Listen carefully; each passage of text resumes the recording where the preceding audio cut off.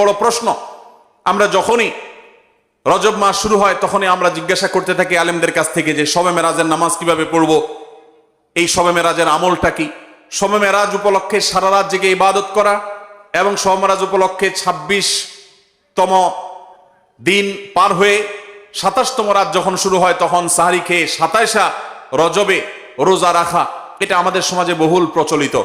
অথচ ভাইরা আমার, যেটা আমরা শুরুতে বলেছি, রজব মাসের 27 তারিখে নবী সাল্লাল্লাহু আলাইহি ওয়াসাল্লামের মেরাজ হয়েছে এমনটি নিশ্চিত কোনো বিষয় নয়।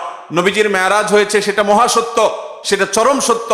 সেটা কি রজবে হয়েছে, না জমাদাল, নাকি সেটা রবিউল আউয়ালে হয়েছে, নাকি রমাদানে হয়েছে, নাকি শাওয়ালে হয়েছে, 15-16টি মত আছে ইতিহাসবিদদের।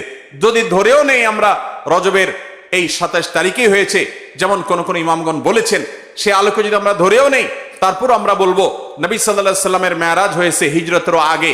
এরপর নবী সাল্লাল্লাহু আলাইহি সাল্লাম প্রায় 11 বছর বেঁচে ছিলেন।